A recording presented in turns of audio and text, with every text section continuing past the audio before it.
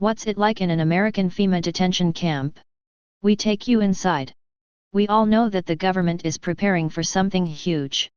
Whether or not they expect that something to come into existence is of no relevance, the point is, they are preparing for something.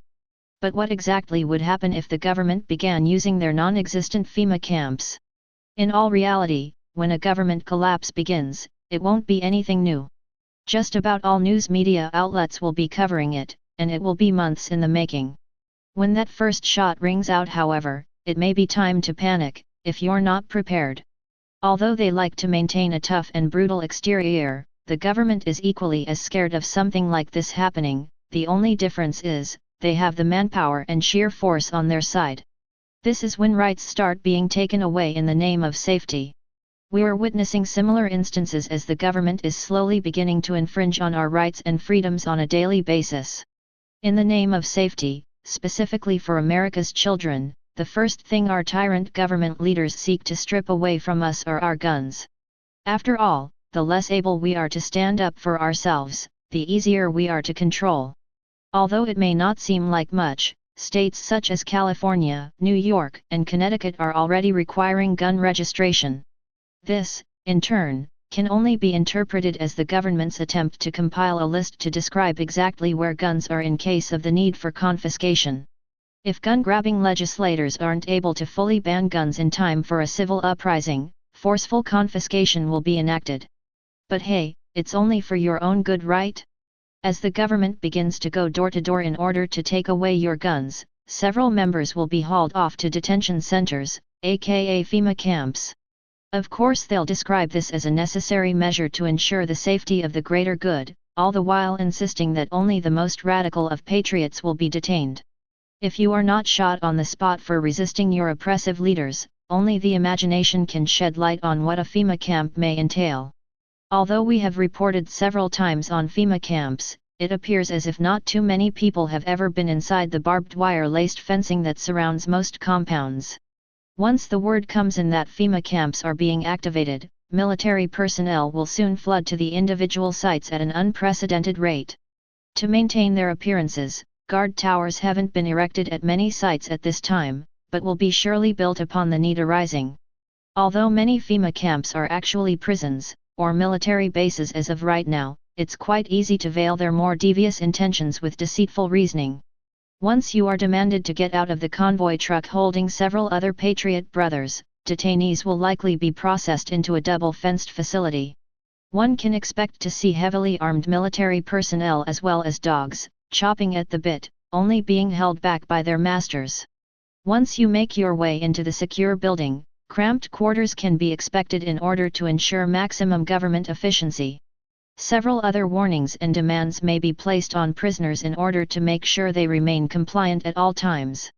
Bunk beds will surely lie wall to wall throughout a large, open, concrete, and heavily guarded room. This will most likely be the main living quarters for prisoners.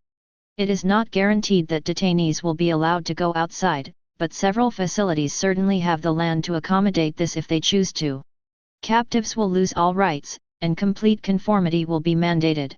Prisoners will most likely be shot on sight if found rebelling, planning to rebel or escape as to be made an example out of. This of course won't be much for the government to handle, as FEMA coffins are already in government possession in anticipation of such a need. About a year ago, FEMA's opened its first concentration camp in Arizona. The Federal Emergency Management Agency has officially opened their first political realignment facility, more famously known as a concentration camp or death camp, in an area southwest of Willcox, Arizona on Thursday, according to an official FEMA press release. The agency plans on opening another 4 such facilities in 2015, and plans to have 12 up and running before the 2016 elections.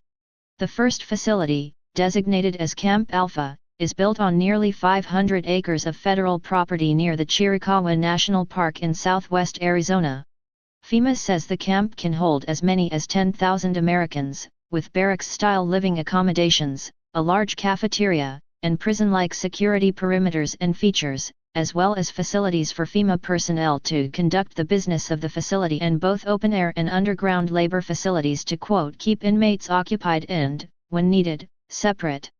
The facilities, which were ordered and authorized through 24 executive orders by President Barack Obama the day he took office on January 20, 2009, will serve as special camps for conservative-leaning Americans who openly dissent against the Obama administration and the Democratic Party, through Facebook status updates, tweets, blog posts, or in private conversations intercepted by FEMA. Once conservatives have been rounded up, FEMA will use enhanced interrogation techniques and Clockwork Orange-style machinery to effectively brainwash the conservatism out of an inmate, after which they can be re-entered into the population with a more liberal, progressive worldview. In an email sent only to registered DCCC members in February, FEMA showcased the effectiveness of their political realignment program with a summary report of 1 John 2:27, a test subject from 2013. This individual, whose real name has not been released, was as conservative as a person can be. FEMA identified him as a man who drives a pickup truck, only listens to country music, goes to church every Sunday, hates gays, and is convinced President Obama is a Muslim from Kenya. But after a mere 4 days of political realignment, John 2:27 became everything the Obama administration wants an American citizen to be. He's now lovingly engaged to his homosexual partner. He drives a Prius. He has 2 cats. His favorite show is Girls on HBO. He's developed a gluten allergy and he's a full-blown vegetarian now.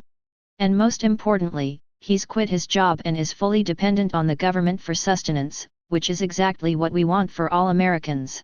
It is unclear what FEMA will do with those inmates who do not take to their procedures, though they've made it a point of identifying Nazi Germany as a source of inspiration and referring to the Holocaust as an eye-opening event in world history.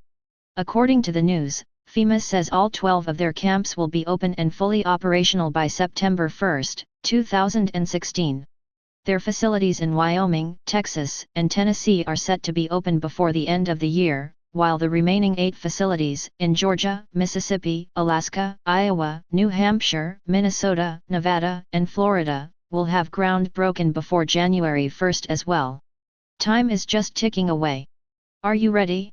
Can you keep your family safe? In the event we're all sent to the camps, look for a big, bearded, long-haired man in a long coat sitting in around a group of people saying "I told you so." And stay paranoid, my friends.